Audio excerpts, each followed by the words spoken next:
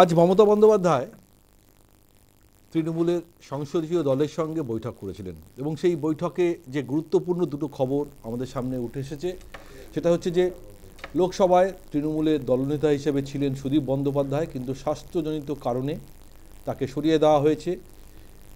তার পরিবর্তে দায়িত্ব পাচ্ছেন দলের সাধারণ সম্পাদক অভিষেক বন্দ্যোপাধ্যায় এবং সেই 12 মিনিটের বৈঠক মমতা বন্দ্যোপাধ্যায়ের সঙ্গে সমস্ত সাংসদদের। তারপরেই আরও একটি গুরুত্বপূর্ণ খবর আপডেট হয়েছে, সেটি হচ্ছে দলের চিফ হুইপ পদ থেকে পদত্যাগ করেছেন সাংসদ কল্যাণ বন্দ্যোপাধ্যায়। কেন হঠাৎ করে কল্যাণ বন্দ্যোপাধ্যায় পদত্যাগ করলেন তা নিয়ে রীতিমতন জল্পনা শুরু হয়েছে। তবে এক কথায় বলা যায়, যেদিনই অভিষেক বন্দ্যোপাধ্যায় লোকসভায় তৃণমূলের দলনেতা হলেন ঠিক সেদিনই চিফ হুইপের পদ ছাড়লেন কল্যাণ বন্দ্যোপাধ্যায়, অর্থাৎ অভিষেক ইন, কল্যাণ আউট। এটাই এখন দিল্লির রাজনীতিতে তৃণমূলের অন্দরে আলোচনা, জল্পনা, প্রশ্ন। তাহলে নতুন সমীকরণ কি কিছু হতে চলেছে? এই নিয়ে আজকে আমাদের প্রথম সাবজেক্টে আলোচনা, এবং শুরুতেই আমি প্রতিবেদন দিয়ে শুরু করব। দেখে নিন আজকের এই প্রথম প্রতিবেদন।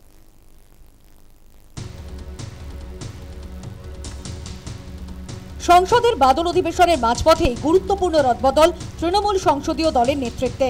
সুদীপ বন্দ্যোপাধ্যায়ের পরিবর্তে লোকসভায় তৃণমূলের দলনেতা হলেন অভিষেক বন্দ্যোপাধ্যায়। সোমবার তৃণমূল সাংসদদের সঙ্গে ভার্চুয়াল বৈঠক করেন দলনেত্রী মমতা বন্দ্যোপাধ্যায়। সেই বৈঠকের মাঝপথেই খবর পাওয়া যায় চিফ হুইপ পদ থেকে পদত্যাগ করেছেন কল্যাণ বন্দ্যোপাধ্যায়।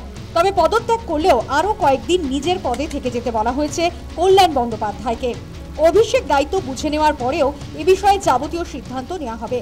হঠাৎ করে কেন পদত্যাগ করলেন শ্রীরামপুরের দীর্ঘদিনের সাংসদ?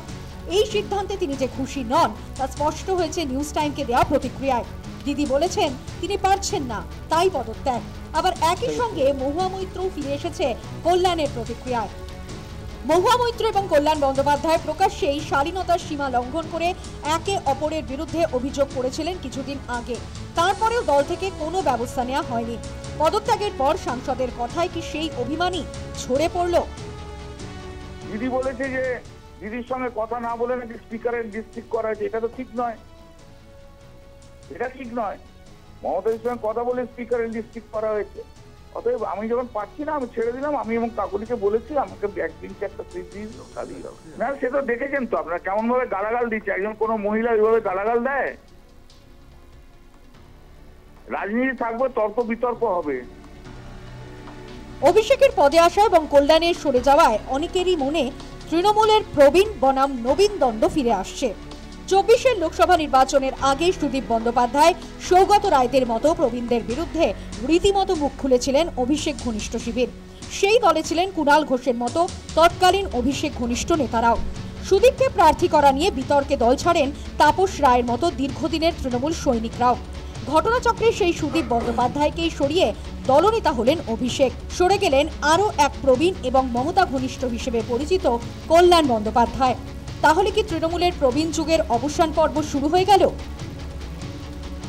অভিষেকের হাত ধরেই এবার দায়িত্ব তরুণদের কাঁধে। News time.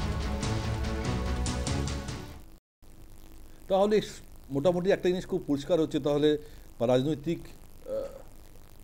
পর্যালোচনা বা আলোচনার মধ্যে যে জিনিসটা পরিষ্কার হয়ে আসছে, তাহলে কোথাও মনে হচ্ছে যে নবীন বনাম প্রবীণ যে দ্বন্দ্ব চলছিল তা মনে হয় কিছুটা হলেও এখন প্রবীণরা সেই রেসে কিছুটা হলেও এগিয়ে পড়ছেন, অর্থাৎ অভিষেক বন্দ্যোপাধ্যায় দলনেতা হওয়ার খবরে। যদিও চিফ হুইপ কে হবেন বা পরবর্তীকালে কার নাম ভেসে আসবে সে তা নিয়েও জল্পনা রয়েছে, কারণ অভিষেক বন্দ্যোপাধ্যায় নিজে ব্যক্তিগতভাবে ফোন করেছেন কল্যাণ বন্দ্যোপাধ্যায়কে, বলেছেন যে 7ই আগস্ট তার সঙ্গে বৈঠক হবে দিল্লিতে, তারপরে তিনি সিদ্ধান্ত নেবেন। কিন্তু যেহেতু ইতিমধ্যেই তিনি পদত্যাগ করে দিয়েছেন এবং ডেপুটি চিফ হুইপ হিসাবে কাকুলি ঘোষ দস্তিদার রয়েছেন, তিনি হয়তো আপাতত সামলাবেন, কিন্তু সবার নজর হচ্ছে 7 তারিখে সেই বৈঠকে অভিষেক বনাম কল্যাণ বন্দ্যোপাধ্যায়। আমরা আলোচনা শুরু করবো, তার আগে আলাপ করে দেবো আমাদের সঙ্গে উপস্থিত যারা অতিথি তাদের সঙ্গে। আমার একদম ডান দিকে রয়েছেন বিজেপির মুখপাত্র ডক্টর তন্ময় মুখোপাধ্যায়। তন্ময়দা আপনাকে স্বাগত। আর আমার একদম বাদিকে রয়েছেন সিপিআইয়ের মুখপাত্র রিতেশ বসাক। রিতেশদা আপনাকেও স্বাগত। তারপরে রয়েছেন টিএমসির কর্মী সমর্থক রাজু ঘোষ। রাজুদা আপনাকেও স্বাগত। বাইরে থেকে রয়েছেন রাজনৈতিক বিশ্লেষক দেবাশিস ঘোষ। আর আরও আমাদের সঙ্গে অতিথি রয়েছেন ভার্চুয়ালি কংগ্রেসের মুখপাত্র সন্দীপা চক্রবর্তী। সন্দীপা আপনাকেও স্বাগত। শুরু করব প্রথমে রাজুবাবুকে দিয়ে। রাজবাবু, কোথাও একটা প্রশ্ন ঘুরে ফিরে আসছে যে সুদীপ বন্দ্যোপাধ্যায়কে নিয়ে একটা সময় দলের একটা অংশ, যারা বারবার বলা হয় অভিষেক ঘনিষ্ঠ অভিষেক অনুগামী হিসেবে পরিচিত, তারা বারবার কিন্তু প্রশ্ন তুলতেন সুদীপ বন্দ্যোপাধ্যায়ের কার্যকারিতা নিয়ে। যদিও তিনি এই মুহূর্তে অসুস্থ, তাকে সরিয়ে দেওয়া হলো, কিন্তু তারপরে আরও একটা খুব গুরুত্বপূর্ণ আপডেট যে খবর, কল্যাণ বন্দ্যোপাধ্যায় সরে যাওয়া। যে কল্যাণ বন্দ্যোপাধ্যায় একটা সময় মমতা বন্দ্যোপাধ্যায়ের অত্যন্ত ঘনিষ্ঠ, সেই সিঙ্গুর নন্দীগ্রাম থেকে শুরু করে তার সঙ্গী ছিলেন বিভিন্ন কেসে, বড় বড় কেসে যেখানে রাজ্য সরকারের হয়ে তিনি পার্টিসিপেট করেন। এছাড়াও বর্তমানে তিনি ওবিসি, এসএসসি এইসব মামলাগুলো তিনি শুনানি করছেন। তারপরেও আজকে কি এমন হলো কল্যাণ বন্দ্যোপাধ্যায় তাকে সরে যেতে হলো? মমতা বন্দ্যোপাধ্যায় সেই বৈঠকের পরে তাকে বলছেন যে তিনি সমন্বয় রক্ষা করতে পারছেন না, অর্থাৎ তিনি কাজ করতে পারছেন না। তিনি ইস্তফা দিয়েই বিস্ফোরক কিছু বক্তব্য, কিছুটা ফোনে আপনারা নিশ্চয়ই শুনলেন, এবং বলছেন যাকে মমতা বন্দ্যোপাধ্যায় যারা বেশি গালাগালি করে তাদেরকেই প্রশ্রয় দেন, আর যারা কাজ করেন তাদেরকে তিনি পাত্তা দেন না। ফলে আমি যখন পাচ্ছি না আমি ছেড়ে দিচ্ছি। এবং সবাই জানেন এই মুহূর্তে মহুয়া মৈত্রর সঙ্গে তার বিভিন্ন বিষয় নিয়ে দূরত্ব তৈরি হয়েছে, বিতর্ক হয়েছে, একে অপরকে বিভিন্ন খারাপ ভাষায় কথা বলেছেন। আজ তারই হয়তো ফলশ্রুতি কল্যাণ বন্দ্যোপাধ্যায় নিজেকে সরিয়ে নিলেন, নাকি দল কোথাও একটা সংস্কারের পথে হাঁটছে, প্রবীণদেরকে দূরে সরাচ্ছে, নবীনদেরকে এগিয়ে দিচ্ছেন, এবং তার সবার আগে সেই নেতা অভিষেক বন্দ্যোপাধ্যায়। কি সেটাই স্পষ্টভাবে কোথাও সূক্ষ্মভাবে মমতা বন্দ্যোপাধ্যায় দেখিয়ে দিলেন? সুদীপ বন্দ্যোপাধ্যায় দলের খুব গুরুত্বপূর্ণ একজন নেতা। সুদীপ বন্দ্যোপাধ্যায়ের প্রথম সারির নেতা এবং মমতাদির প্রথম থেকে সাথে রয়েছেন। তাই সুদীপদা দলের গুরুত্বপূর্ণ জায়গা থেকে সরে যাচ্ছেন মানে এটা নয় যে দলের থেকে তিনি সরে যাচ্ছেন। সুদীপ বন্দ্যোপাধ্যায় শারীরিকভাবে অসুস্থ, তিনি এত বড় একটা দায়িত্ব এই পরিস্থিতিতে, যেহেতু সামনে ইলেকশন, এত বড় একটা গুরুত্বপূর্ণ দায়িত্ব তার পক্ষে হয়তো সম্ভব নয়। তাই সেই জায়গায় তাকে অসুস্থতার জন্য সেই জায়গায় অভিষেক বন্দ্যোপাধ্যায়, তো সকলেই জানে যে অভিষেক বন্দ্যোপাধ্যায় রাজ্যসভায়, লোকসভায় যেভাবে ঝড় তুলছেন এবং বিভিন্ন বিদেশে গিয়েও ভারতের প্রতিনিধিত্ব যেভাবে করেছে, তাতে করে অভিষেক বন্দ্যোপাধ্যায় যে ওইখানে থাকার, আরও অনেক প্রবীণ সাংসদ ছিল, সিনিয়র সাংসদ ছিল, তাদেরকেও তো করতে পারতেন। সে তো একজনকেই করতে পারবে, আরও তো 50 জন প্রবীণ সাংসদ থাকতেই পারে, সেটা কথা নয়, কিন্তু সবাই আছে মানে সবাইকে করতে হবে এমন না। যে ব্যক্তি সঠিক যে জায়গার জন্য মনে হয়েছে করেছে, দলের সিদ্ধান্ত। এখানে তো কার পছন্দ, কার প্রবীণ পছন্দ, কার নবীন পছন্দ, এটা বিষয় না। দল যাকে ঠিক করবে তাকে সেটাকে সেই জায়গাটায় তাকে সেই কাজ করতে হবে। তাহলে কল্যাণ বন্দ্যোপাধ্যায় নিয়ে আপনার কি বক্তব্য? কল্যাণবাবু, দেখুন কল্যাণবাবু মহুয়াদি যাই আপনারা দেখান না কেন বা যাই হোক না কেন, দলের মধ্যে এত বড় একটা সংসার, এত বড় একটা দল, সারা পশ্চিমবাংলায় প্রায় 90% এই দলটাকে সমর্থন করে। এত বড় দল, সবাই তৃণমূলের কর্মী, সবাই তৃণমূলের সমর্থক। এই জায়গায় যদি কোথাও নিজেদের মধ্যে কোথাও কোনো মনোমালিন্য হয়, সেটা কিন্তু সামান্য কিছুক্ষণের জন্য হয়। যখন আবার বিজেপির বিরুদ্ধে লড়াই হবে, যখন মানুষের পরিষেবার জন্য কাজ করবে সবাই, তখন আবার একত্রিত। কোথায় একটা কোন কথা বললো মিডিয়াতে, কে কোন কাউন্সিলর, কোন এমপি কোন এমপির বিরুদ্ধে বললো, এটা কিন্তু কিচ্ছু তখন আর থাকে না। বিজেপির বিরুদ্ধে যখন লড়াই হয় তখন সবাই একত্রিত একটা পরিবার হয়ে যায়।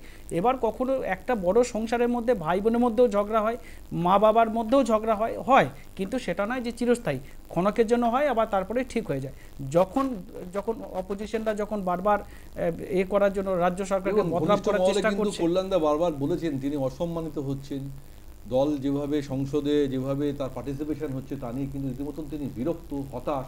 যেখানে তিনি সব থেকে বেশি বিরোধিতা করছেন সেখানে তাকেই অসম্মানিত হতে হচ্ছে, সেই কারণে তিনি ছেড়ে দিচ্ছেন। মমতা বন্দ্যোপাধ্যায় নিজে বলেছেন সমন্বয় হচ্ছে না, সেই কারণে তিনি ছেড়ে দিতে চাইছেন। এবং এখানে মহুয়া মৈত্র একটা এক্সট্রা অ্যাডেড একটা রাগ তার সঙ্গে থাকতে পারে, কিন্তু তিনিও তো একজন প্রবীণ সাংসদ, দীর্ঘদিন মমতার সঙ্গে তিনি রাজনীতি করেছেন। যখন তিনি অসম্মানিত হন তখন তো তিনি সরে যেতে বাধ্যই হবেন, সেটাই তিনি করেছেন। যতই আপনারা শাক দিয়ে মাছ দেখার চেষ্টা করুন, কোথাও না কোথাও তো একটা বিতর্ক রয়েছে। রাজুদা, মহুয়াদি এবং কল্যাণ বন্দ্যোপাধ্যায় দুজনের মধ্যে কারোর অবদান কম নয় তৃণমূল কংগ্রেসের জন্য, অর্থাৎ তৃণমূল কংগ্রেসের কাছে সবাই সমান। এখানে মহুয়াদির সাথে কল্যাণ বন্দ্যোপাধ্যায়ের যদি কোথাও কিছু ঝামেলা হয়, সেই ঝামেলাটা একটা পরিবারে থাকলে কখনো ছোটোখাটো কোনো কিছু মনোমালিন্য হতেই পারে।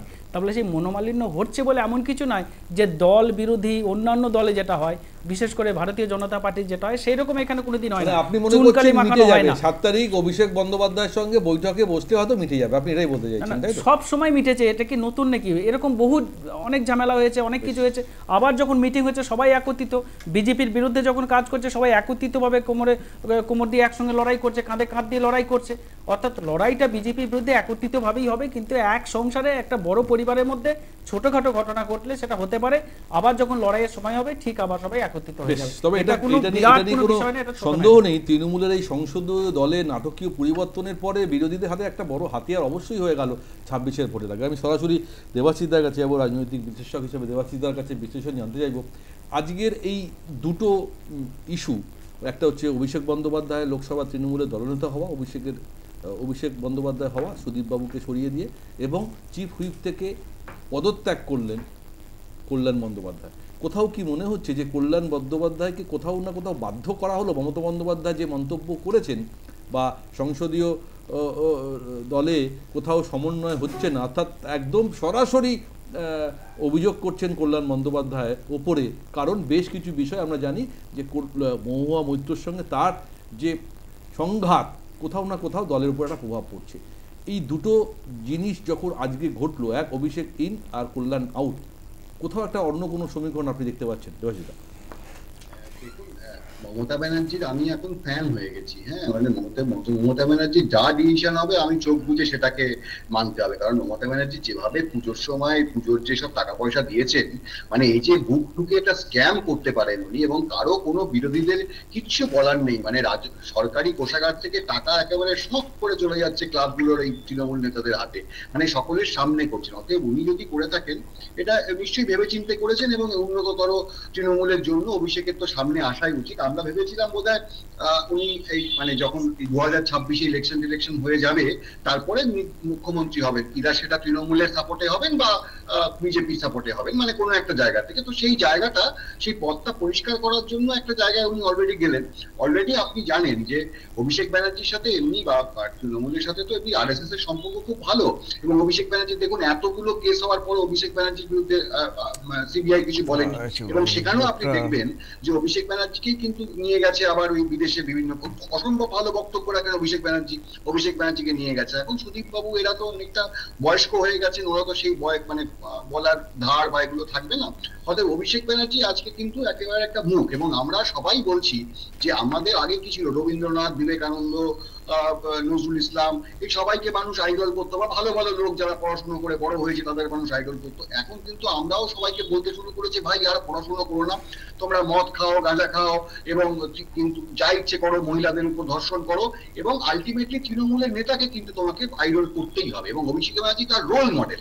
মানে আপনি পড়াশোনা করুন না করুন, আপনি কিন্তু প্রচুর পয়সা বানাতে পারবেন, এবং একের পর এক জায়গায় রাজনৈতিক ক্ষমতা পাবেন, এবং সেটা মমতা ব্যানার্জি কিন্তু বারবার দেখিয়ে দিয়েছেন। আমার শুধু খারাপ লাগছে একটাই, যে শুভেন্দু বাবুর জন্য। শুভেন্দু বাবু এত লড়াই লড়ছেন, এবং বারবার এই অভিষেকের জন্যই তো উনি দলটা ছেড়ে চলে গেছিলেন, এবং সেই যে জায়গাটায় সেখানে RSS কেন অভিষেক মানে শুভেন্দু বাবুকে হেল্প করছে না, কেন অভিষেককে বারবার তুলে আনছে, এবং এখানে তো শুভেন্দু বাবুর একটু অসুবিধা হবেই। মানে এই জায়গাটা আমার একটু খারাপ লাগছে, মানে ইকুয়েশনটা বুঝতে পারছি না। আসলে একটা ইকুয়েশন আছে যে এটা আপনাকে মানতে হবে, বা আপনি আমাকে আবার বলতে পারেন, আমি সেটিং এর তত্ত্ব বলছি, যে আলটিমেটলি 2026-এ যাই হোক না কেন সেখানে অভিষেক ব্যানার্জি মুখ্যমন্ত্রী হতে যাচ্ছেন। আপনি লিখে রাখুন একটা জায়গায়, আমি বলে দিচ্ছি আজকে, এবং এটা যদি আপনাদের কাছে আর্কাইভ থাকে লিখুন, সেই জায়গায় মমতা ব্যানার্জি আস্তে আস্তে। কল্যাণবাবু পদত্যাগ নিয়ে আপনার কি বক্তব্য? কল্যাণবাবুকে তো সরতে হতোই, কারণ কল্যাণবাবু কে মানে অভিষেক ব্যানার্জির সঙ্গে কল্যাণবাবু সেভাবে পটে না। আপনি যদি আগেও দেখে থাকেন, কল্যাণ ব্যানার্জি যে দায়িত্ব ছিল এবং ক্ষমতা ছিল অভিষেক ব্যানার্জি আসার পর থেকেই কল্যাণবাবুর ক্ষমতাকে আস্তে আস্তে আস্তে আস্তে উনি খর্ব করেছেন। এবং আপনি যদি দেখে থাকবেন যে আসল যে লিগাল সেল, সেই যে তৃণমূলের যে লিগাল সেল, সেখানে কিন্তু কল্যাণবাবুর আগে যে ক্ষমতা ছিল এখন কল্যাণবাবু প্রায় নেই। কয়েকটা ছোটখাটো কেস কল্যাণবাবুকে দিয়ে করানো হয়, এছাড়া কিন্তু পুরো যে রাজুটা ভালো জানি যে টিমটা কাজ করে, তার সাথে কল্যাণবাবুর সাথে একেবারে অভিষেকের টিম কাজ করে, এবং কল্যাণবাবুকে সরতে হতো, কল্যাণবাবু সরে গেছেন। এবং এরপরে যেটা রাজু বলছিল যে কাদা ছোড়াছুড়ি সরাসরি বা ইত্যাদি হয় না। আমি জানি না হুমায়ুন কবির কাদের লোক, কারা কি কথা বলছে বা বিভিন্ন যে জায়গায়, এবং কল্যাণবাবুর কাছ থেকে অনেক বিস্ফোরক কিছু মন্তব্য পাবে। এবং তারপরে আবার দেখুন, আলটিমেটলি তো এরাও জানে যে তৃণমূল না করলে আমি পয়সাটা বানাতে পারবো না বা পয়সাটা রাখতে পারবো না, আবার দলে থেকে যাবে এবং শ্রীরামপুর বা কোনো বিধানসভা থেকে দাঁড়াবে বা অন্য কেউ হয়তো কোনো এক সাপোর্টে দাঁড়াবে, এরকমই কিছু হবে। আপনি বলছেন এই ঘটনা চলতে থাকবে, আলটিমেটলি দলের মধ্যে থেকেই আবার অ্যাডজাস্ট হয়ে যাবে। একেবারে অ্যাডজাস্ট হবে, এটা রাজু যেটা বলছিল আমি ওর সঙ্গে একেবারে একমত। কারণ আলটিমেটলি আমি যাবো কোথায়? এই মুহূর্তে বিজেপি করলে পয়সা পাওয়া যাবে না, এই মুহূর্তে সিপিএম করলে পয়সা পাওয়া যাবে না, অর্থাৎ তৃণমূলটাই করতে হবে এবং পয়সাটা আমাকে কামাতে হবে। এই করতে গেলে আমাকে তো এই জিনিসটাতে থাকতেই।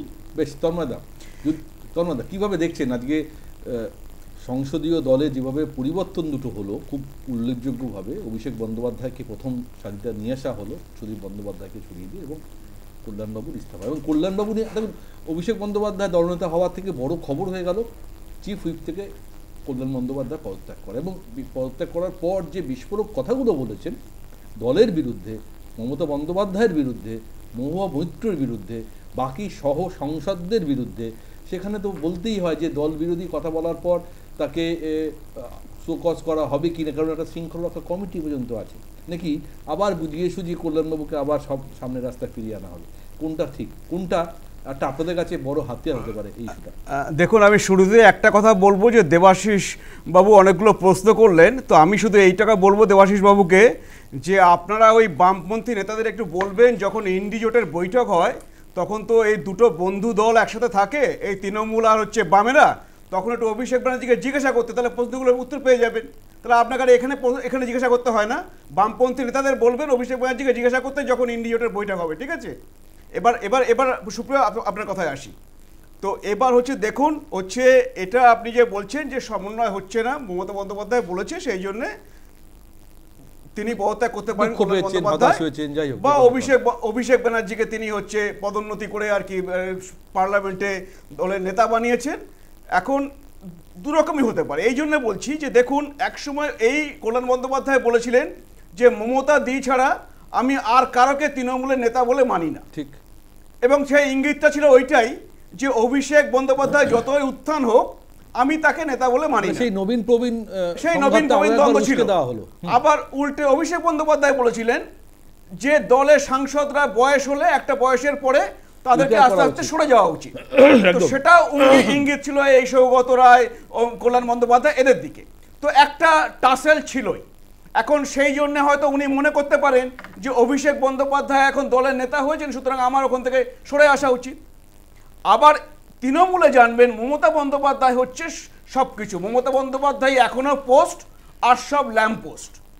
এখন দলের মধ্যে একটা নবীন প্রবীণের দ্বন্দ্ব আছে, এবং দলের মধ্যে এমন দ্বন্দ্ব আছে যে এক নেতা আর এক নেতাকে খুন করে, এরকম বহু খুন হয়েছে, তৃণমূলের নেতা খুন হয়েছে তৃণমূলের নেতা বা কর্মী দ্বারা। তো এইরকম একটি দলে এখনো হচ্ছে মমতা বন্দ্যোপাধ্যায় পোস্ট আর সব ল্যাম্প পোস্ট। এখন মমতা বন্দ্যোপাধ্যায় এটাও চাইতে পারেন যে সামনে ইলেকশন আসছে, সেখানে অভিষেক বন্দ্যোপাধ্যায়কে অন্যদিকে একটু ব্যস্ত রাখলে তাহলে এই নবীন প্রবীণের দ্বন্দ্বটা কমে কিনা, বা তাতে হচ্ছে তার হচ্ছে কর্তৃত্বটা বেশি থাকে কিনা, তো সেটাও ক্যালকুলেশনের মধ্যে আসতে পারে। তো এটা এখন সমন্বয় হচ্ছে না বলে সেটা আমি বললাম এইভাবে হয়েছে, কিন্তু আসল কারণ তো আমার কোথাও মনে হয় মহুয়া মৈত্রের সঙ্গে তার সংঘাত। না দেখুন, আজকে কল্যাণ বন্দ্যোপাধ্যায় কিছু কিছু যেগুলো বলেছেন সেগুলোতে আমি অনেকটাই একমত, এই কারণে যে উনি যে বলেছেন এই মমতা দিকে যারা গালাগালি দেয় তারা পুরস্কার পায়।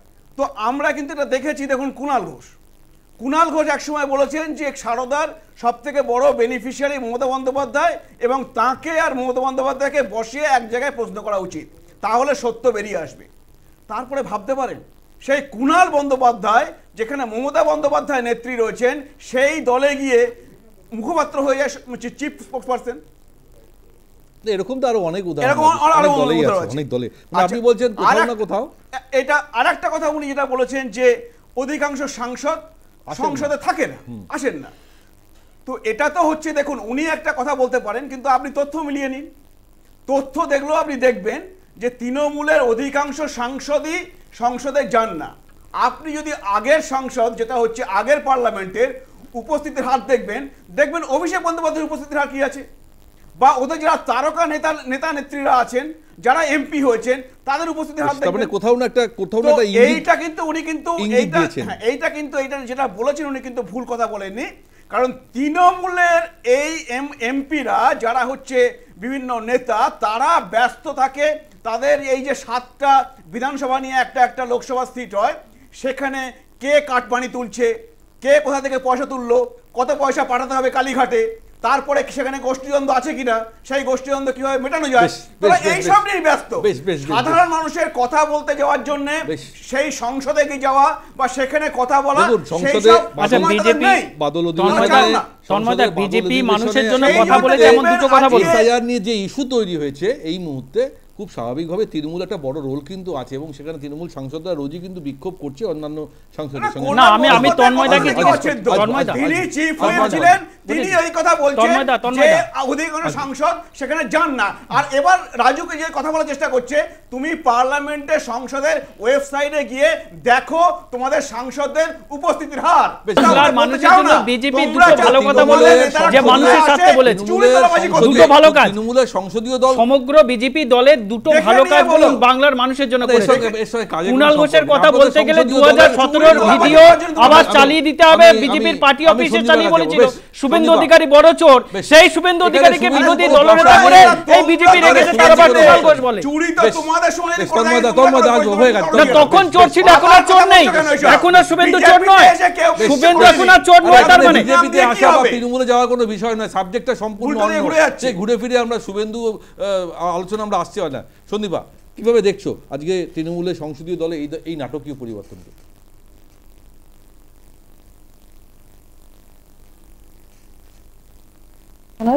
হ্যাঁ, শোনা যাচ্ছে, বলো। আমার কথা কি শোনা যাচ্ছে? হ্যাঁ, বলো। দেখুন, প্রথম কথা হচ্ছে আমি তৃণমূল দলটা করি না, আমি জাতীয় কংগ্রেসের মুখপাত্র, প্রদেশের মুখপাত্র হয়ে এসেছি। সুতরাং তৃণমূল কংগ্রেসে কি রদবদল হয়েছে, দলীয় ভাবে কাকে কি করা হয়েছে, সেটা নিয়ে আমাদের বিন্দুমাত্র মাথা ব্যথা নেই। যেটা মাথা ব্যথা সেটা হচ্ছে, বরাবরই আমরা বলেছি যে তৃণমূল কংগ্রেসের আভ্যন্তরীণ কোনো ঝামেলার জন্য সাধারণ মানুষকে যেন কোনো রকম কোনো প্রবলেম পোহাতে না হয়। দৃশ্য দূষণ থেকে শুরু করে শব্দ দূষণ, শব্দ বোমা ইত্যাদি ইত্যাদি। রাজুবাবু, একটা জিনিস আমি দেখুন, আমরা ওই তৃণমূলকে প্রবীণ প্রবীণ ইত্যাদি ইত্যাদি হিসেবে আমরা দেখি না। তৃণমূল মানে তৃণমূল, কোনো ডাকা তৃণমূল, তারা তৃণমূল, সোনা তৃণমূল, কালা তৃণমূল আমাদের কাছে নেই। আমাদের কাছে তৃণমূল মানে তৃণমূল, যে তৃণমূল চৌর্যবৃত্তির সাথে আপাদমস্তক ভাবে জড়িত আছে। 1 নম্বর কথা। 2 নম্বর কথা হচ্ছে যে যখন বলা হচ্ছে একটাই পোস্ট, বাকি সব ল্যাম্প পোস্ট, আমরা দেখতে পাচ্ছি দলের যে পোস্টটা আছে সেটা আমরা বহু বছর আগে থেকে, আমি তো বহু বছর আগে থেকে বলে যাচ্ছি বিভিন্ন চ্যানেলে গিয়ে, সেটার ভর কেন্দ্র কালীঘাট থেকে ক্যামাস স্ট্রিটে স্থানান্তরিত হচ্ছে এবং এটা এখন অফিসিয়ালি স্থানান্তরিত হয়ে গেছে। 2 নম্বর কথা। 3 নম্বর কথা হচ্ছে যে আমি জানি না রাজুবাবু, যে কোন বাড়িতে কোন পরিবারে সামান্য মনোমালিন্য বা সামান্য ঝগড়াঝাটি হলে বাবা মাকে, ভাই বাবাকে, ভাই বোনকে শুকর শাবক বলে। এটা হয়তো তৃণমূলের কালচার। আমাদের সাধারণ লোকেদের, সাধারণ আমরা যারা কংগ্রেসটা করি, আমাদের কালচার এটা নয়। বাড়িতে মনোমালিন্য হলে ওই পডকাস্টে গিয়ে আমার বাড়ির অন্য আরেকজনকে, পরিবারের অন্য আরেকজনকে ডেফিনেটলি শুকর শাবক ডেফিনেটলি আমরা বলবো না, এবং এটাও বলবো না যে মাতাল তোমায় জানতে হবে, আগামীকে মানতে হবে। তো এই জিনিসগুলো কোনো একটা সুস্থ সবল যে মানসিকতা নিয়ে চলে, সেই পরিবারে চলে না। তো তৃণমূল এরকম একটি পরিবার, যে পরিবার থেকে আপনি বিলং করছেন রাজুবাবু, সেটি কালচারালি, সোশিয়ালি, পলিটিক্যালি, মানসিকভাবে প্রচন্ডভাবে কারাপ্টেড, যেখানে এই শব্দ দূষণটাকে মেইন ধরা হয়, যেটা কল্যাণবাবু হয়তো বললেন আজকে। অনুব্রত মন্ডল একটা উদাহরণ দেখলাম, তারপরে অনুব্রত মন্ডলের কাছে কোনো অ্যাকশন নেওয়া হলো না। তার মানে গালিগালাজ করা, এইগুলোকে প্রাধান্য দেওয়া হয় তৃণমূল দলে। 3 নম্বর কথা। 4 নম্বর কথা বলছি যে একদম ঠিক বলেছেন, সাংসদরা সংসদে অনুপস্থিত থাকে, তৃণমূলের সাংসদরা। এটার সবচেয়ে বড় প্রমাণ হচ্ছে সিএ এনআরসির সময় তৃণমূলের 9 জন সাংসদ ইচ্ছাকৃতভাবে অনুপস্থিত থেকে, উপর থেকে যদি অর্ডার না থাকে তাহলে ডেফিনেটলি অনুপস্থিত থাকতো না। ভোটাভুটিতে অংশগ্রহণ না করে 11খানা ভোটে বিজেপিকে, এনডিএ কে জিততে দিল, সিএ এনআরসি বিল পাস করালো, আর বাইরে এসে মাননীয় নাটক করেছে ক্যাকা ছিছি বলে। সবকিছু জানেন মাননীয়, তারপরে বলছেন মাননীয় কিছু জানেন না। আর সর্বশেষ কথা বলবো যে আমি অত ওইসব ক্যাচটামিতে যাবো না, যে ক্যাচটামি 21 মিনিট ধরে এই মুহূর্তে তৃণমূল এবং বিজেপির মধ্যে দেখছি। সবচেয়ে বড় কথা হচ্ছে যে কে ওই শুভেন্দু, কে অমুক, কে তমুক, এসব না করে এইগুলো তৃণমূল আর বিজেপি করছে। মানুষের যে সাধারণ কোর ইস্যুগুলো আছে সেগুলো থেকে নজর সরাবার জন্য। প্রজা হিসেব 100 দিনের কাজ হাইকোর্ট বলেছে, হাইকোর্ট অর্ডার দিয়েছে রাজ্য সরকারকে, কেন্দ্রীয় সরকারকে 100 দিনের কাজ চালু করার জন্য 1 আগস্ট থেকে, এখন অব্দি চালু হয়নি। এখন অব্দি এই দুটো দলের নেতারা কিছু করবে না। এটা নিয়ে এরা শুধু কাজটা কি করবে, কে কত বড় চোর, তৃণমূল কত বড় চোর না বিজেপি কত বড় চোর, সেটার কাজে ওরা প্রত্যেকটা সন্ধ্যেবেলা এই টিভি চ্যানেলে করতে আসে। বেশ সন্দীপা, শুনলাম আমি রীতিদার কাছে যাবো। রীতিদা, কোথাও কি মনে হচ্ছে আজকের এই দুটো ইম্পর্টেন্ট চেঞ্জের পর ধীরে ধীরে তৃণমূলের পাওয়ারটা ধীরে ধীরে কোথাও মমতা বন্দ্যোপাধ্যায় থেকে সায়েন্টিফিক্যালি অফিসিয়ালি অভিষেক বন্দ্যোপাধ্যায়ের দিকে শিফট হয়ে যাচ্ছে? না, সবচেয়ে আপত্তি তোমার ওই ইম্পর্টেন্ট কথাটাই, কেন এটা এমন কিছু ইম্পর্টেন্ট নয় যেটা ভারতের রাজনীতির কোনো একটা অংশকে ডাইরেক্ট করবে বা এগোবে। বাদ দাও, পৃথিবীতে এরকম বহু রাজনৈতিক দল আছে, তাতে কে আদান প্রদান হলো না হলো, কে দায়িত্ব পেলো না পেলো, ইট ইজ ইমমেটেরিয়াল যতক্ষণ না সংসদীয় রাজনীতিতে তার কোনো প্রতিফলন থাকে। পিসি ভাইপোর কোম্পানিতে কে কোথায় থাকবে তার দায় এবং তার চুলচেরা বিশ্লেষণ করবার জন্য আমি এই স্টুডিওতে বসিনি, পরিষ্কার বাংলা কথা। কিন্তু আমার যেটা মনে হয়, কোথাও একটা স্বরাষ্ট্র দপ্তর থেকে কি আশ্বাস পাওয়া গেছে তার জন্যই কি এই রদবদল? কয়লা, বালি, গরু, পাথর, প্রত্যেকটা চুরির ক্ষেত্রে যার নাম জড়িয়ে পড়েছে তাকে এখনো অবধি জেলের বাইরে না ভেতরে না রেখে তাকে দিয়ে পাঠানো হয়েছে কোথায় না ভারতবর্ষের আভ্যন্তরীণ বিষয় নিয়ে আলোচনা করবার জন্য অন্য দেশগুলোতে পাঠানো হয়েছে। আশ্চর্য, সিবিআইয়ের চার্জশিটের মধ্যে যার নাম পড়ে রয়েছে সেইখানে আজকে দাঁড়িয়ে আমার একটা আশ্চর্য কথা লাগছে। কালীঘাটের কাকুর তাহলে কথাটা ঠিকই হলো যে আমার মালিককে ছোঁয়ার মতো ক্ষমতা কারণ নেই, এটাই তাহলে প্রমাণিত হলো আজকে। এইটা প্রমাণিত হচ্ছে এই কারণেই যে কুণাল ঘোষ যখন বলেছিল পার্থ তার টাকা নিচ্ছে, এটা দল জানতো, তখন কি তাহলে এনারা কেউ জানতো না যে এই দুর্নীতিগুলো হয়ে ছেলেমেয়েগুলো আজকে 26,000 চাকরি যে আজকে চলে গেল তার দায় তাহলে এরা নেবে না? তাই এই দলটাকে নেবে না? তুমি আরেকটা বলো, কুণাল ঘোষ বলেছিল তো who is the greater beneficiary, যে তার সাথে আমাকে ফেস টু ফেস কথা বলিয়ে দেখ। আজও অবধি সারদার কোনো কেস আমরা এখনো দেখতে পেলাম না, এমনকি নারদার কেসেও মানে সংসদীয় কমিটি যে পারমিশন দেওয়ার কথা ছিল নারদার ক্ষেত্রে, যে তদন্তর ভাগ করা ছিল, এখনো হয়নি।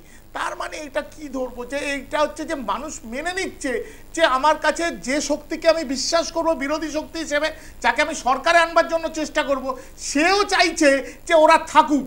তাহলে এই যদি থাকার নমুনা হয়, ভাই তোমরা তোমাদের মতো যা খুশি করো, মানুষ যেদিনকে জেগে উঠবে আমরা সেই দিনকে দেখবো যে মানুষ কিভাবে প্রতিরোধ করছে। তোমাদের তো জোট সঙ্গী, এটা রিতেশকে বলে দিই, তোমরা 7 দিন আগে বৈঠক করেছো। আবার হবে বিহারি থেকে আবার হবে, বিহারি থেকে আবার হবে। জোট সঙ্গী বৈঠক করছে, খাওয়া দাওয়া করছে, এত হাস্য। আমি একটা বিজ্ঞাপন বিরতি আসবো, বিজ্ঞাপন বিরতি ফিরে আসছি। তোমার উত্তর নেই, তোমার উত্তর নেই। ফিরে এলাম বিজ্ঞাপন বিরতির পর। কিছু বলতে চাইছিল রিতেশ দা, আমি সত্যটা বিজ্ঞাপন বিরতি নাম। রিতেশ দা বলুন। দেখো, আইএনডিআই এর জোট নিয়ে যেটা বলছিল না তন্ময় দা, আইএনডিআই তোমাদের আবার বৈঠক কবে বলো? আবার তোমাদের বৈঠকটা কবে বলো? 34 তোমাদের খাওয়া দাওয়া কবে আছে, বৈঠক কবে আছে? 7 দিন আগে হয়েছে, আবার বৈঠক কবে বলো? তাহলে এই সমস্ত গুলো তোমরা নাটক করো কেন এখানে বসে বাংলার মানুষের সামনে? আজকে মমতা বন্দ্যোপাধ্যায় ক্ষমতা থাকার জন্য তোমরাও দায়ী। আজকে মমতা বন্দ্যোপাধ্যায় ক্ষমতা থাকার জন্য তোমরাও দায়ী। তোমরা মানুষকে ভুল বুঝিয়ে ভোট কাটো, তোমরা মানুষকে ভুল বুঝিয়ে ভোট কাটো। লজ্জা হয় না? জোটের মিটিং এ গিয়ে কথা বলো। জোটের সঙ্গে সম্পর্ক আছে। তোমরা ইন্ডিজোটে আছো না নেই? তোমরা ইন্ডিজোটে আছো না নেই? তোমরা জোটে আছো না নেই? আমি এই ইন্ডিজোট দিয়ে তৃণমূল আছে, তৃণমূল ভালো না খারাপ? ইন্ডিয়া জোটের তৃণমূল খারাপ, তৃণমূল খারাপ, তৃণমূল একটা রাজ্যেই আছে, আর ইন্ডিয়া যেতে গেলে ভালো হয়ে যায়, আর ইন্ডিয়া যেতে গেলে ভালো হয়ে যায়। তাই তো? লজ্জা হয় না তোমাদের? এই জন্য তোমরা শূন্য হয়েছো।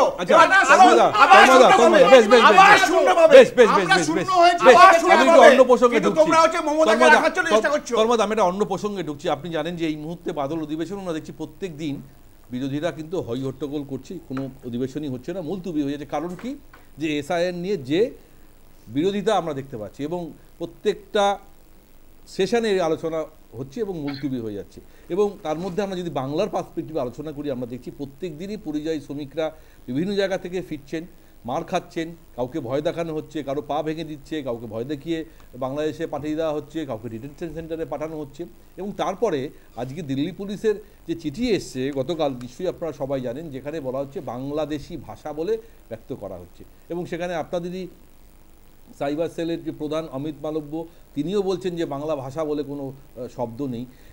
এইভাবে যে যদি বাংলা ভাষাকে অপমান করা হয়, তাহলে তো বিরোধীরা তো এই আলোচনা করবেই, আর বাংলায় তৃণমূল কংগ্রেস এটাকে বড় ইস্যু করবেই। কোথাও মনে হচ্ছে না যে এই বাংলার অসুবিধার কথা যখন বলা হচ্ছে বারবার, বাংলা ভাষাকে প্রধানমন্ত্রী কিছুদিন আগে এসে জনসভায় বলে গেছেন আমরা ধ্রুপদী ভাষার সম্মান দিয়ে গেছি, আজকে সেই বাংলা ভাষাকে নিয়ে একটা বিতর্ক তৈরি হয়েছে। সেখানে দিল্লি পুলিশের এই চিঠি, আপনাদের দলের একজন দায়িত্বপ্রাপ্ত কর্তা তিনি এই ধরনের একটা মন্তব্য করছেন, যেটা তো বুমেরাং হয়ে আপনাদের দিকে ফিরতে পারে। অর্থাৎ বাংলা রাজনীতিতে বাঙালিদের না রেখে যদি আপনারা অন্য বিষয় নিয়ে আলোচনা করেন, সেটা তো ভাবার বিষয় হয়ে গেল। একদম ভুল কথা বলছেন আপনি। আপনি তৃণমূলে যেটা ফেক নিউজ শুরু করেছে, কারণ তৃণমূল এখন প্রতিদিন একটা করে ফেক ভিডিও, আমি বলে চিঠিটা পড়ি, তাহলে পড়ে নিই, তাহলে পড়ে নিন। আমি দেখেছি আপনি শুনে নিন, বাংলাদেশি ভাষা বলে লেখা আছে বলুন। বলছে কি কোথায় লেখা আছে, know where in the Delhi police letter is Bangla or Bengali described Bangladeshi language. এইটা হচ্ছে বাংলাদেশি ল্যাঙ্গুয়েজ। বাংলাদেশি ল্যাঙ্গুয়েজ কি? না না, বাংলাদেশি ল্যাঙ্গুয়েজ কথা বলুন। আরে তুমি দায়িত্ব নিয়ে বাংলাদেশি নিজে বাঙালি না না নিজে বাঙালি বলতে পারবে না। আরে এইটুকুনি বলো বাংলাদেশি ল্যাঙ্গুয়েজ। না না সুপ্রিয় কি চাও? আমি বলতে পারবো না বাংলাদেশি আসি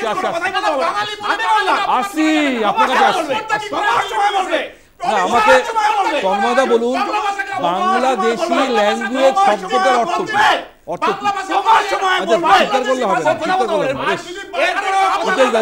স্বীকার করলে হবে। বেশ, কাউকে বলতে হবে।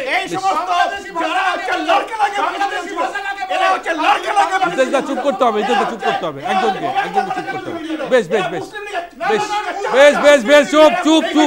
চুপ। বেশ, আপনার কাছে আসেনি, এক মিনিট, আপনার কাছে আসেনি, চুপ। আমি আপনাকে এক প্রশ্ন করছি, স্ট্রেট প্রশ্ন করছি, বাংলাদেশি ল্যাঙ্গুয়েজ শব্দটা কেন ব্যবহার করা? এটা কোনো বাংলাদেশি ল্যাঙ্গুয়েজ শব্দই না।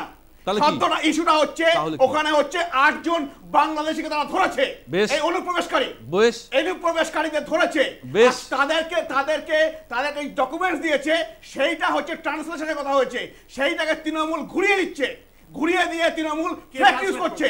আজকে আপনি বলতে পারেন, আজকে এক মিনিট ধরেন কথা বল, আমি এটা পড়ে নিয়েছি, কোন ট্রান্সলেটর চেয়েছে পাইনি। না না, আপনি একটা কথা বলুন, আমাদের পশ্চিমবঙ্গে বলুন, পশ্চিমবঙ্গে একটা প্রাইমারি স্কুলের ক্লাস 3, আমি এই কথা আসছি না, আমি আজকে চিঠিটা নিয়ে জানতে চাইছি আপনার কাছে, আমি চিঠিটা নিয়ে আসতে চাইছি। আমি বলছি বাংলাদেশি ল্যাঙ্গুয়েজ শব্দটা ব্যবহার করছি, কোথাও মনে হচ্ছে না বাংলা সংস্কৃতি, বাংলার ভাষাকে আক্রমণ করা হচ্ছে, অসম্মান করা হচ্ছে। ইস্যুটা খুলে যাচ্ছে। আব্বার ভাইকে কি বলে? চাচা। চাচার স্ত্রীকে কি বলে? চাচি আম্মা বলে। আম্মার বোনকে কি বলে? খালা আম্মা বলে। আমি এখানে একটা প্রশ্ন রাখছি। বেশ, আমি একটা প্রশ্ন রাখছি। বেশ, বাংলাদেশি ভাষা আসছি। তন্ময়দা হয়ে গেছে। বেশ। আসবো। আপনি কথা বলতে দিন। হয়ে গেছে, সবাইকে বলতে দিতে হবে। আমি একটা কথা বলছি, বাংলাদেশি ল্যাঙ্গুয়েজ শব্দটার মধ্যে বাংলাদেশে সিলেট, চিটাগাং, বিভিন্ন জায়গায় বিভিন্ন শব্দ ব্যবহার করা হয়, বাংলা ভাষার বিভিন্ন ফ্রেজে হয় না। ভুল বলছো, উর্দু আছে গোসল, ফুফু। আচ্ছা, আমি বাংলাদেশি ল্যাঙ্গুয়েজ কথাটা ব্যাখ্যা করছি। তন্ময়দা, আমি বলছি যে এখানে বাংলাদেশি ল্যাঙ্গুয়েজ কথাটা শব্দ হচ্ছে আমরা বাঙালিরা যে ভাষায় কথা বলি, সেই ভাষা নয় বাংলাদেশে। ল্যাঙ্গুয়েজ কথাটা অর্থ যে বাংলাদেশের বিভিন্ন প্রভিন্সে বিভিন্ন ভাষা ব্যবহার করা হয়। যদি এটা সত্যি হয়ে থাকে, সেটার ব্যাখ্যা দিল্লি পুলিশকে, সেই ব্যাখ্যা দিল্লি পুলিশে দেওয়া উচিত ছিল। সেই ব্যাখ্যা দিল্লি পুলিশ দেওয়া উচিত ছিল। আরে দুজনে বললো, বাকিদের বলতে দিতে হবে। বাংলাদেশি ভাষায় আমি ধরে নিলাম বাংলাদেশি ভাষা, তাহলে বঙ্গভবনে কেন ডেপুটি হাই কমিশনার বাংলাদেশকে তো প্রশ্ন করবে যে আপনি ট্রান্সলেটর দিল্লি ভবনে উত্তর দেবে কেন বঙ্গভবনে দিল্লি পুলিশ কাকে উত্তর দেবে? বাঙালিদেরকে অপমান করে চিঠি উত্তর পাঠানো দেবে? নবান্ন চিঠি পাঠানো আচ্ছা এটা তৃণমূলের প্রসঙ্গ বেশ বেশ বেশ বেশ বেশ বেশ শুভেন্দু অধিকারী বেশ বেশ বেশ বেশ বেশ বেশ রাজুদা বলুন। দেখুন, ভারতীয় জনতা পার্টি দায়িত্ব নিয়ে মানে সারা ভারতবর্ষ থেকে বাংলা ভাষাকে, বাঙালির অস্তিত্বকে তারা মুছে দিতে চায়। এইখানকার পশ্চিমবাংলার যারা ভারতীয় জনতা পার্টি, বিজেপির যারা নেতা, বাংলা বিরোধী, আরে বাবা চিঠির মধ্যে লিখেছে ভয়ঙ্কর জিনিস। আপনার গায়ে জ্বালা ধরছেন, আপনি তো বাঙালি, আপনি তো অ্যাঙ্কার করছেন, বাংলা ভাষায় করছেন। সেখানে চিঠিতে স্পষ্টভাবে লিখছে যে বাংলা ভাষাটা মানে বাংলাদেশিদের বাংলা ভাষা, মানে বাংলা ভাষাটা আমাদের নয়। অমিত মালব্য তিনি আবার লিখছেন টুইট করে যে বাংলা কথা বলেছে রাজু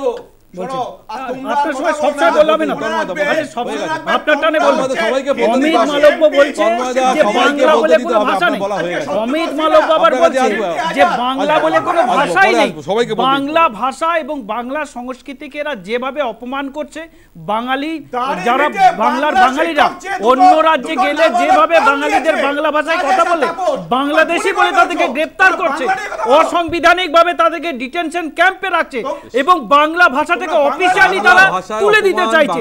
দিল্লি আমরা সবার আগে প্রতিবাদ প্রতিবাদ করুন, প্রতিবাদ। আজকে তো দিল্লি পুলিশ লিখেছে, অফিশিয়ালি লিখেছে যে বাংলা ভাষাটা বাংলাদেশের, ভারতের ভাষা নয়। আরে বাবা 22টা ভাষা ভারতের সংবিধানে স্বীকৃতি দিয়েছে। বাংলা ভাষা বাংলা বাঙালি ভাষা। বলতে পারবো আমি? দেখুন আমি দয়া করে আপনারা বলবেন না কথা। প্রথম কথা হচ্ছে যে বাংলা ভাষা, যারা বাংলা ভাষা নিয়ে কথা বলছে তাদের মুখে বাংলা ভাষার মানে বাংলা ভাষা নিয়ে চর্চা করা বা আমরা কি করবো বাংলা ভাষা নিয়ে, বাংলা ভাষাটা কার ভাষা সেটা তাদের মুখে মানায় না। কেননা তারা যে হিন্দিটা বলে সেই হিন্দি শব্দের উৎপত্তি হচ্ছে আরবি শব্দ থেকে, ওটা আরবি শব্দ, ঠিক আছে? প্রথম কথা, যারা বাংলা ভাষা নিয়ে বলছে যে বাংলা ভাষা কোনো ভাষাই না, তাদেরকে বলবো যে আপনারা জাতীয় সঙ্গীত থেকে শুরু করে চর্যাপদ, যেটা বহু কয়েকশো বছর পুরনো যে চর্যাপদ, সেই চর্যাপদটা একবার আপনারা একটু প্র্যাকটিস করে আসবেন। চোখে অন্তত পড়তে যায় না তারা, সুযোগ পাবেন চোখে অন্তত একবার দেখে আসবেন সেই চর্যাপদ। 2 নম্বর। 3 নম্বর কথা হচ্ছে যে আমরা যেটা জানি, আমরা বহুত্ববাদের দেশ, তো খাদ্যাভ্যাস থেকে শুরু করে ভাষাভাষী, নানা মত, নানা ভাষা, নানা পরিধান, বিবিধের মাঝে মিলন মহান, এটা আমরা বলে আসি। আমাদের যারা মহিষীরা, যারা পূর্বপুরুষরা ছিলেন, তারা কিন্তু এমনি কথাটা বলে যাননি। কেননা আমাদের ভারতবর্ষ এরকম একটি দেশ, আমরা এখানে সবাই জানি অল্প বিস্তর, যে প্রত্যেক 10 কিলোমিটার থেকে 15 কিলোমিটার গেলে যে সে যে কোনো ভাষাই হোক সেটার কিন্তু পরিবর্তন হয়, ডায়ালেক্ট পরিবর্তন হয়, অ্যাকসেন্ট পরিবর্তন হয়, খাদ্যাভ্যাস পরিবর্তন হয়। সেরকম ভাবে যারা হিন্দি ভাষাটা চাপিয়ে দিতে চাইছে তাদেরকে বলবো যে নর্থ ইন্ডিয়ারও যে কতগুলো ভাষা এই হিন্দি ভাষার কবলে চলে এসেছে, যেমন একটা বুন্দেলখন্ডি ভাষা, বুন্দেলখন্ডি ভাষাটা অলমোস্ট নিশ্চিহ্ন হয়ে গেছে, ওরা এখন হিন্দি বলে। তো সুতরাং হিন্দি সাম্রাজ্যবাদ যারা চাপাতে চাইছে তাদেরকে বলবো একটু বিরত থাকুন। বিজেপি, শ্যামাপ্রসাদ মুখার্জিও কিন্তু আদ্যপ্রান্ত বাঙালি ছিলেন। শেষ একটা কথা বলে শেষ করবো যে বিজেপির ওরা বলে যে ইন্ডিজোট, দুটো কথা বলে শেষ করবো এই পয়েন্টে। পিডিপির সাথে গিয়ে যখন বিজেপি কাশ্মীরে গিয়ে যখন যেটা করেছিল জোটটা, সেটা হয় পিন্ডি জোট ছিল, নাহলে কি জোট ছিল বলতে হবে আজকে। 2 নম্বর কথা হচ্ছে ত্রিপুরা, এডিসি এরিয়াতে যে ট্রিপল ইঞ্জিনের সরকার চলছে ত্রিপুরায়, কেন্দ্রীয় বিজেপি, রাজ্য বিজেপি এবং ত্রিপুরা মাথার জোট, সেই ত্রিপুরা মাথার লোকেরা, কর্মীরা বিজেপির কর্মীদেরকে এমন পেনানি পেনাচ্ছে, মন কি বাত শোনাতে দিচ্ছে না লোকেদেরকে।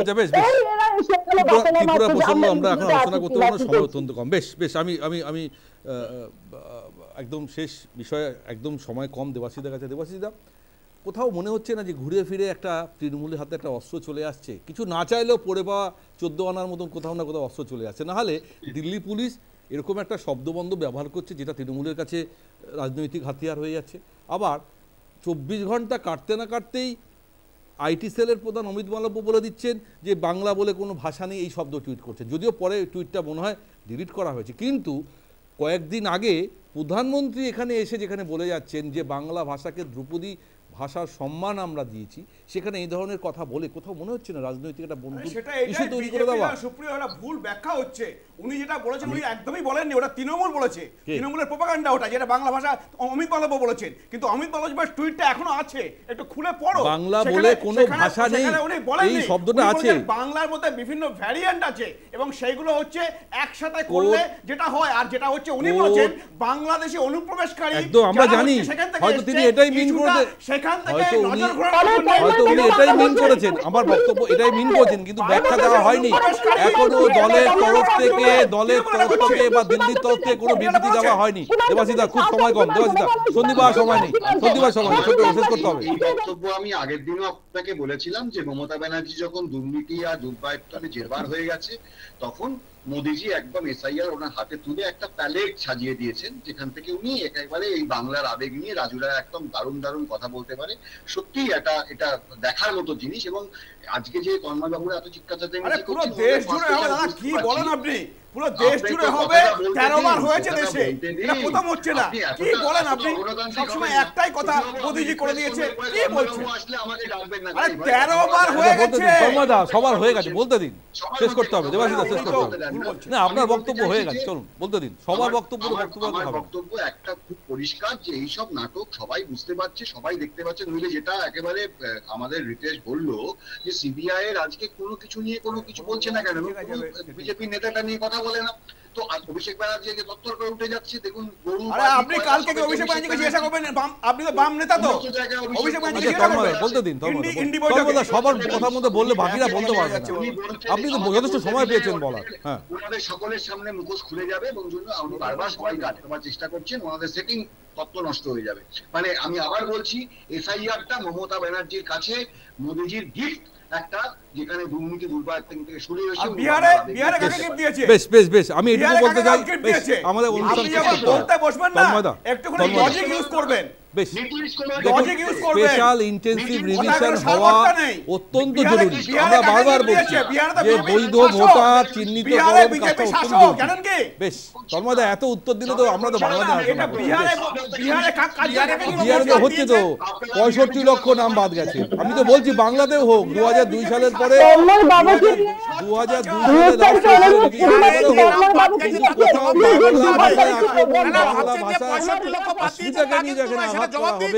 তখন এটা তো আসবেই। বাংলার দেখুন কোথাও না কোথাও বাংলার আবেগকে তো আঘাত করছে। আপনারা না চাইলে তন্ময়দা আপনারা না চাইলেও, বেশ আমি বলছি তন্ময়দা আপনারা না চাইলেও কোথাও না কোথাও বাংলার আবেগকে তো আঘাত করছে, আর রাজনীতির আকারে পরিণত করছে তৃণমূল। আমি বলছি সেটা দেখুন, রাস্তায় যান, মানুষের কাছে যান। আরে তৃণমূল যারা কাউন্টার করছে তার পাল্টা কাউন্টার আপনারা করুন, আপনাদের কাউন্টার নেই। আরে আপনাদের কাউন্টার নেই কেন? দিল্লি পুলিশের 1 মিনিট, কেন দিল্লি পুলিশের এই চিঠির পর কেন দিল্লি পুলিশ থেকে কোনো বক্তব্য আসলো? কেন আমরা চাই শেষ করতে হবে। বেশ আমরা কোনো ভাষার উপরে কোনো আক্রমণ হোক আমরা চাই না। বাংলা ভাষা আমাদের নিজস্ব ভাষা, বাংলাদেশিদের ভাষা, আমাদের সঙ্গে তুলনা আমরা করতে চাই না। হ্যাঁ, বাংলা ভাষার কোথাও যদি অপমান হয়, যদি কোথাও মনে হয় বাংলার আবেগকে আঘাত করছে, তাহলে মানুষ পথে নামবে, মানুষ এর প্রতিকার করবে।